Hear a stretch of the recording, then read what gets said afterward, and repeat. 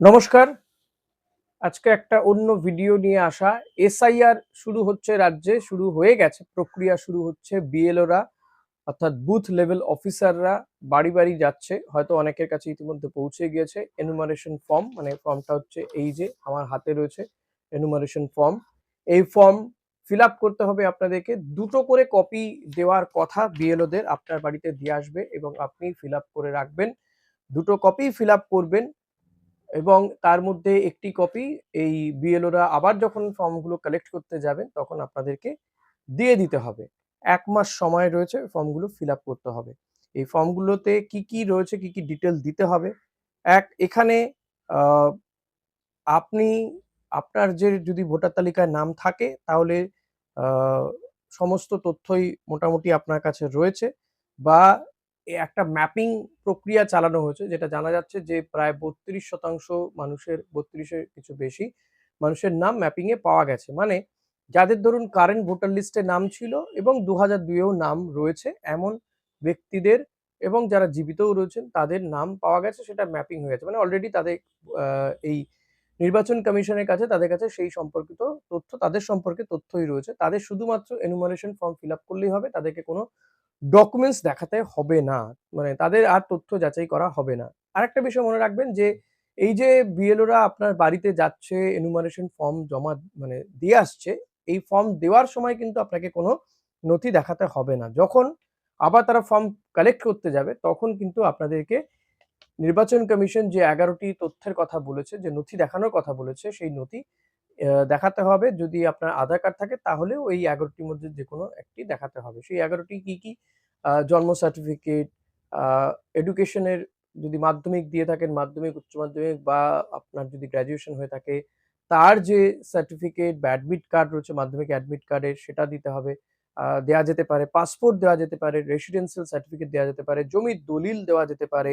এরকমই ১১ টি তথ্য দেওয়ার কথা বলা হচ্ছে। তো এই এনুমারেশন ফর্মটা আমি আপনাদেরকে দেখাচ্ছি। এই যে এটা এনুমারেশন ফর্ম, এটা আপনাদেরকে ফিল আপ করতে হবে। এখানে কি, কি রয়েছে? এখানে এনুমারেশন ফর্ম লেখা রয়েছে name and contact number of uh BLO যেটা প্রিন্ট করাই থাকবে। Electors name, EPIC, address pre-printed এগুলো প্রিন্ট করা থাকবে। Serial number, part number, name, AC or PC name, state preprint এগুলো থাকবে। কিউআর কোড দেওয়া থাকবে। ওল্ড ফটো থাকবে প্রি-প্রিন্টেড এবং পেস্ট কারেন্ট ফটো। আপনার ভোটার কার্ডের যেটা পুরনো ছবি সেটাও থাকবে এখানে প্রিন্ট করা। প্লাস এখানে কারেন্ট আপনাকে একটা কালার ফটো দিতে বলেছে নির্বাচন কমিশন, সেটা আপনাকে দিতে হবে। ফলত আপনি একটা colour passport size photo ready রাখবেন। এরপরে যদি আমি আসি ফর্মটাতে তাহলে ডেট অফ বার্থ আপনাকে দিতে হবে DDMM YY মানে আপনার ধরুন জন্ম তারিখ যদি হয় ১৮ই মে ২০২২ তাহলে আপনাকে দিতে হবে ১৮/০৫ মানে 18/05/2022 হ্যাঁ?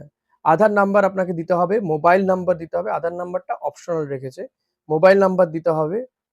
ফাদার অর গার্জিয়ানস নেম দিতে হবে, ফাদার গার্জিয়ানস এপিক নাম্বারটা দিতে হবে, যেটাতে ধরুন আপনার বাবা বা বাবার নাম যদি ২০০২ এ থাকে, বাবার নাম দিতে হবে, মাদার নাম দিতে হবে, মায়ের এপিক নাম্বার দিতে হবে।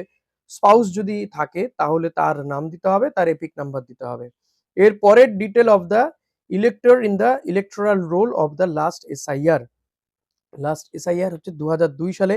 সেই ২০০২ সালে যদি আপনার নাম্বার নাম থাকে তো সেখানকার ইয়েতে দিতে হবে নাম, এপিক নাম্বার, রিলেটিভস নেম। যদি আপনার না থাকে তো আপনার পরিবারের কারো যদি থাকে মানে বাবা বা মায়ের তার নাম দিতে হবে, রিলেশনশিপ দিতে হবে, ডিস্ট্রিক্ট দিতে হবে, স্টেট দিতে হবে আর এসি নাম্বার দিতে হবে। আর তারপরে এদিকে আছে detail of the relative whose name is given in the previous column in the last SIR. এই যে এই এখানে যে এসআইআর এর যার লাস্ট নাম রয়েছে মানে বাবা বা মায়ের, তার যে আপনি নাম দিলেন না, তার রিলেশনশিপ দিলেন, এখানে তার সম্পর্কে ডিটেইলটা আপনাকে দিতে হবে যে তার নাম কি, তার epic number, relationship, district, state এবং এসি নাম্বার। দেন নিচে আবার AC number, part number, serial number এগুলো দিয়ে দিতে হবে। দিয়ে আপনাকে এখানে সাইন করতে হবে। এখানে আপনাকে সাইন করতে হবে বা আপনি যদি সই করতে না পারেন তো আ বাঁ হাতের বা লেফট থাম্ব ইমপ্রেশন দিতে হবে। বাঁ হাতের আঙ্গুলের ছাপ, বুড়ো আঙুলের ছাপ দিতে হবে। এইভাবেই কিন্তু করে তারপর বিএলওর সিগনেচারও থাকবে। তো এই আ ভাবেই কিন্তু একটা এনুমারেশন ফর্ম আপনাকে ফিল আপ করতে হবে। দেখুন এখানে লেখা রয়েছে এনুমারেশন ফর্ম। এভাবেই কিন্তু আপনাকে এনুমারেশন ফর্মটা ফিল আপ করে ২ টো কপি ফিল আপ করবেন। তো যখন ফিল আপ করবেন একটু সন্তর্পণে ফিল আপ করবেন। একটু দেখে শুনে বুঝে ফিল আপ করবেন। অযথা টেনশন করবেন না। আতঙ্কিত হওয়ার কিচ্ছু নেই। আপনার বা আপনার পরিবারের মানে বাবা বা মায়ের যদি নাম থাকে, আপনার যদি নাম নাও থাকে তাহলেও কোনো চাপ নেই, প্রেশার নেই। তো একটু কেয়ারফুল হয়ে, একটু টেনশন মুক্ত হয়ে করুন। যে কারণে কিন্তু বাড়ি, বাড়ি ফর্মটা দিয়ে আসছেন বিএলওরা। মানে বিএলও গেল, আপনি তার সামনে ফর্ম ফিল আপ করছেন, একটু অসুবিধে হতে পারে। আপনার এই ফর্ম অন্য কেউ ফিল আপ করে দিতে পারবে। আ আমি বলব তো অন্য কাউকে দিয়ে করানো উচিত। যদি যে কনফিডেন্টলি ফিল আপ করতে পারবে, ভুল হওয়ার চান্স কম থাকবে, আ তাকে দিয়ে ফিল আপ করুন। আরো ভালো হয় যদি আপনি ১ম এ পেন্সিল দিয়ে ফিল আপ করে নিয়ে পরবর্তীতে সেখানে পেন দিয়ে লিখে দেন। এটা আমার পরামর্শ। আমি জানি না সেটা নির্বাচন কমিশন গ্রান্ট করবে কিনা। তবে না করলেই ভালো। আপনি একবারে ফিল আপ করলেই বেটার। আ হ্যাঁ, একটা কাজ করতে পারেন। এটা আমার মানে আ যে এনুমারেশন ফর্মটা যেটা দিয়ে যাচ্ছে সেটা যদি একটা ফটোকপি করে রেখে আপনি ওই ফটোকপিটাকে একবার ফিল আপ করে নিলেন। দেন আপনি মেইন এনুমারেশন ফর্মটা ফিল আপ করলেন। তাহলে বোধহয় ভালো হবে। আমার মনে হয় তাহলে আপনি একটা প্র্যাকটিস ম্যাচ খেলার মতন হয়ে গেল। প্র্যাকটিস করতে পারবেন। আপনাকে তো মেইন এনুমারেশন ফর্মটাই দিতে হবে বিএলও কে। কারণ সেখানে আপনার সমস্ত কিছু ডিটেইল আগে থেকেই থাকবে। তো আপনি ওটা একটা ফটোকপি করে নিলেন। তো ফটোকপিটা একবার ফিল আপ করে দেখে নিলেন যে ঠিকঠাক হচ্ছে কিনা। দেন আপনি ফিল আপ করলেন এবং একটু সতর্ক থেকে খেয়াল রেখে করবেন। কোথাও কোনো ভয় নেই। কোনো সমস্যা যদি থাকে বিএলওর জন্য রেখে দেবেন যদি আপনি বুঝতে না পারেন। বিএলও অর বিএলএ, বিএলএ হচ্ছে বুথ লেভেল এজেন্ট। মানে আপনার আ এলাকায় যে পলিটিক্যাল পার্টি গুলো রয়েছে তাদের তো এজেন্ট রয়েছে, তারাও কিন্তু এই বিএলওদের সঙ্গে যাবেন। তো তারা আপনাদেরকে হেল্প করবেন। আ সেটা কিন্তু বলা আছে। হেল্প করতে পারবেন। তারা যেমন একদিকে খেয়াল করবেন যে বিএলও যাতে কোনো গন্ডগোল না করেন। পাশাপাশি এটাও খেয়াল রাখবেন যে আপনার মানে বৈধ নাম বাদ যাচ্ছে না তো? বা অবৈধ নাম ঢুকে যাচ্ছে না তো? এমন কিছু হচ্ছে না তো? তো সেটাও কিন্তু দেখা হবে। তো প্লিজ এইগুলো আ এই হচ্ছিল আপনাদের জন্য আমার পক্ষ থেকে একটা পরামর্শ বা হেল্প বলতে পারেন।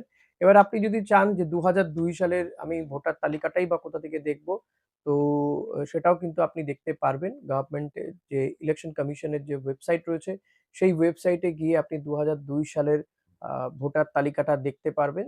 যেখানে গিয়ে আপনার ডিস্ট্রিক্ট দিতে হবে। মানে আপনি তো এক তো ১ম এ কোন রাজ্যের বাসিন্দা ওয়েস্ট বেঙ্গল সেটা দিতে হবে। সেখান থেকে কোন ডিস্ট্রিক্টের বাসিন্দা ধরুন আপনি উত্তর চব্বিশ পরগনা থাকেন।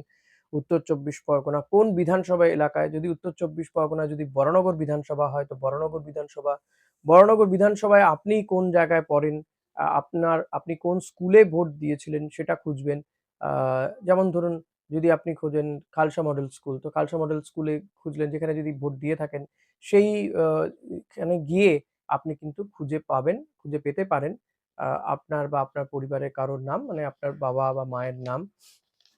তাহলে কিন্তু আপনি ওখান থেকে কালেক্ট করে রাখতে পারেন। সেটা যখন কমিশনের লোকজন আসবে, বিএলওরা আসবে তখন তাদেরকে দেখাতে পারেন বা তাদের কাছেও একটা লিস্ট থাকবে। Don't worry. তো আমি এটাই বলব যে আতঙ্কিত হবেন না। আতঙ্কের কিচ্ছু নেই। যাদের নাম থাকবে না তারা ফর্ম ফিল আপ করতে পারবে। তাদেরকে কিছু নথি দেখাতে হবে। ওই যে ১১ টা নথির কথা বললাম। আ সেই নথিগুলো কিছু দেখাতে হবে। তাহলেই তার নামটা উঠে যাবে। অসুবিধে কিচ্ছু নেই।